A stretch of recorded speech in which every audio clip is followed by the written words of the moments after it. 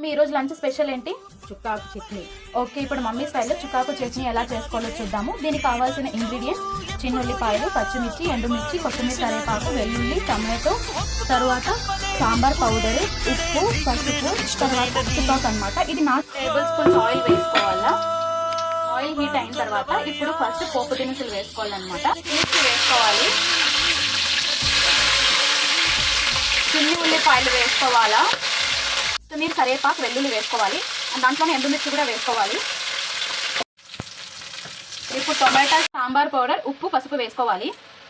వేసుకున్న తర్వాత ఒకసారి బాగా చుక్కాకు యాడ్ చేసుకున్నాం కదా, ఇప్పుడు దీన్ని బాగా కలిపేసి మూత పెట్టుకోవాలి. అంతే, ఒక 10-15 మినిట్స్లో మాత్రం చుక్కాకు చట్నీ అనేది రెడీ అయిపోతుంది. ఇప్పుడు 10 మినిట్స్ మగ్గనిచ్చిన తర్వాత మన చుక్కాకు రెసిపీ అనేది రెడీ అయిపోయింది. దీన్ని మనం బిర్యానీలోకి, బగారా రైస్లోకి దేంట్లోనే సర్వ్ చేసుకోవచ్చు. Thanks for watching. Thank you mummy. Thank you.